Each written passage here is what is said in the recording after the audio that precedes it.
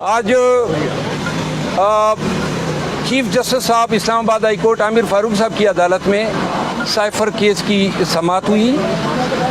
ये केस मैंने chairman PTI की बिहाफ पे दायर किया था, जिसमें 29 अगस्त के लॉ मिनिस्ट्री के उस हुक्मनामे को चैलेंज किया था, जिसमें लॉ मिनिस्ट्री के हुक्मनामे की बुनियाद पे साइफर केस ट्रायल कोर्ट के जज अबुल असनाद साहब ने 30 तारीख को जो है प्रोसीडिंग अटक जेल में मुनक़िद की। साथ में अबुल असनाद साहब के तैनाती के हुक्मनामे को मैंने चैलेंज किया था। ये दो नोटिफिकेशन जो हैं इस पे आज लॉ मिनिस्ट्री की तरफ से, FIA की तरफ से और दीगर रियासती इदारों की तरफ से सरकारी वकला साहिबान ने भी अपने दलाइल दिए। दलाइल समाअत होने के बाद जो फाजिल चीफ जस्टिस साहब ने सवाल किया वो ये था कि किस कानून के तहत लॉ मिनिस्ट्री ने ये NOC जारी की है। नंबर एक, किस कानून के तहत अबुल असनाद साहब जो हैं अटक जेल गए, और सबसे अहम सवाल ये आज कार्रवाई में अदालत ने नोट किया कि चेयरमैन पीटीआई इमरान खान किस कानून के तहत अटक जेल में नज़रबंद हैं। आप में से बहुत सारे साफ़ी हजरात वहाँ पे मौजूद थे। इन तमाम सवालात के कोई जवाबात सामने नहीं आए और अदालत ने इस पे हैरत की भी इज़हार किया। उन्होंने, सरकारी वकील ने ये कहा कि जो हुक्मनामा था और जिस हुक्मनामे की मियाद कल ख़त्म हो रही है, और अबुल असनाद साहब ने कल हमें बताया था कि वो 13 तारीख को फिर अटक जेल जाएंगे, और आज चीफ जस्टिस साहब को मैंने कहा कि जी अबुल असनाद साहब तो फिर जाने का इरादा रख रहे हैं, तो लिहाजा जब कोई कानून ही नहीं है, कोई इख्तियार ही नहीं है कि पंजाब के सूबे में इस्लामाबाद के मुल्ज़िम के ट्रायल शुरू हो और इस पंजाब की जेल में रखा जाए, न पंजाब सूबे का हिस्सा है, न कानून और आइन में ऐसी कोई प्रोविज़न है, तो फिर ये लाकानूनियत क्यों है? और इस लाकानूनियत का आज कोई जवाब किसी भी सरकारी वकील ने नहीं दिया। ये तमाम सवालात अदालत ने पूछे, बार बार पूछे, लेकिन इमरान खान जो है बग़ैर किसी कानूनी जवाब के, बग़ैर ड्यू प्रोसेस ऑफ लॉ के, सिर्फ़ और सिर्फ लाकानूनियत की बुनियाद पे वहाँ पे पड़ा है अटक जेल में। तो लिहाजा अदालत ने बात समाप्त करने के बाद मैंने इस्तदा भी की कि जो पहला हमने केस दायर किया था, जिसमें हमने कहा था कि इनको अडियाला जेल मुंतकिल किया जाए, उस जेल में समाअत हुए और फैसला महफूज हुए तकरीबन 7 अयाम हो चुके हैं। अभी तक वो हुक्मनामा नहीं आया है। एक एक दिन जो है हमें कास्ट कर रहा है।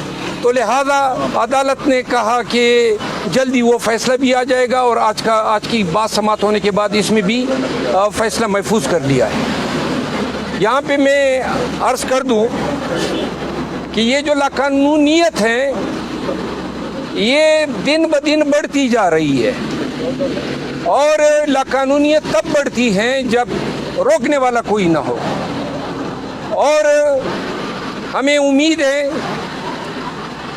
कि अदालती जो एहरियार किए chief justice of Pakistan retire हो रहे हैं, काजी फाइज ईसा साहब आ रहे हैं, हमें उम्मीद है, क्योंकि हम वकला इस निज़ामी इंसाफ के स्टेक होल्डर्स हैं, और अदलिया जो है अपने जायज़ इख्तियारात इस्तेमाल न करते हुए और इस लाकानूनियत को रोकने में बदस्तूर नाकाम नज़र आ रही है।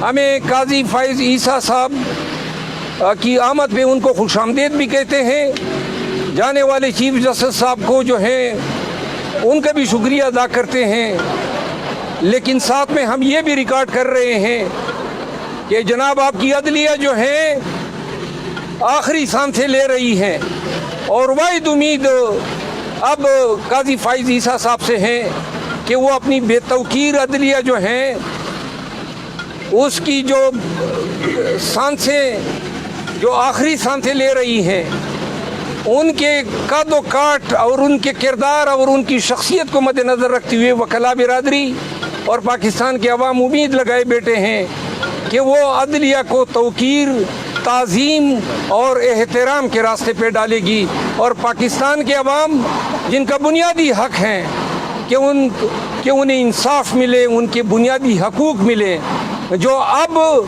فی الوقت بغیر کسی پروٹیکٹر کے ہیں، بغیر کسی محافظ کے ہیں، اور لاقانونیت اور طوائف الملوکی کے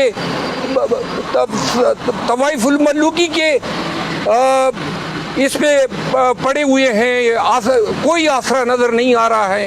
تو لہذا اس کا اختتام جو ہے، اس کا حل جو ہے ہمیں قاضی فائز عیسیٰ کی شکل میں نظر آ رہا ہے۔ امید ہے کہ وہ پاکستان کے عوام کے امیدوں کو جو ہیں ٹیس نہیں پہنچائیں گے۔ مربت صاحب یہ بتائیے گا کہ اصل مسئلہ عدالتی فیصلوں پر، عدالتی احکامات پر عمل درآمد نہ ہونا ہے۔ فیض انصافی آ جائیں تو کیا فرق پڑے گا کہ جب عمل انہوں نے کرنا نہیں کرنا، انہوں نے وہی ہے جو ان کے سوچ میں ہے۔ ایک مثال دیتا ہوں، بابر ستار صاحب کا فیصلہ تھا، عمل درآمد ہوا کہ نہیں ہوا، اور ابھی تک ہو رہا ہے۔ یہ جج پہ دار و مدار رکھتا ہے۔ جس روز 14 مئی کا فیصلہ جو ہے انہوں نے پاؤں تلے روندا اور سپریم کورٹ اپنے فیصلے پہ عمل درآمد نہ کرا سکی، اس دن سے عدلیہ کی بے توقیری شروع ہوئی ہے۔ صاحب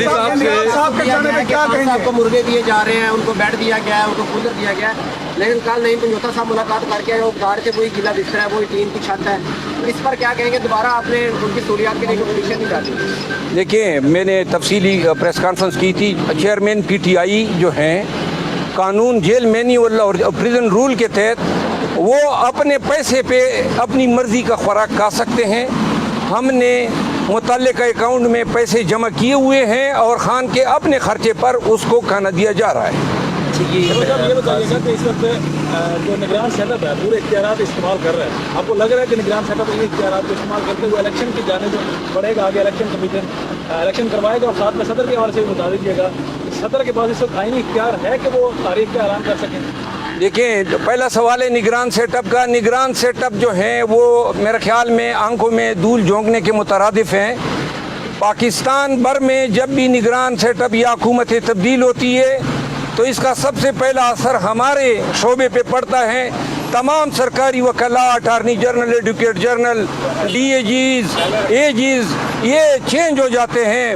آج تک پاکستان میں ایک بھی سرکاری وکیل چینج نہیں ہوا ہے۔ وہ تب نہیں ہوتے ہیں جب انہی کی حکومت کا تسلسل ہوتا ہے۔ تو لہٰذا یہ نگران حکومت جو ہے یہ پی ڈی ایم اور شہباز شریف کی حکومت کا تسلسل ہے۔ اب آج جو فیصلہ ریزرو ہوا ہے، آپ کیا توقع رکھتے ہیں کہ عمران خان کو کل عدالت میں لایا جائے گا G11 میں، یا پھر اگین اٹیک جیل؟ اگر آج کا یہ فیصلہ جس میں جواب یہی تھا کہ جی کوئی قانون نہیں ہے، یعنی کہ لاقانونیت ہے، اس میں جج ابو الحسنات کو روکا نہیں جاتا ہے کل اٹک جیل جانے سے، تو اس کا مطلب ہے کہ لاقانونیت کو دوام دی جا رہی ہے۔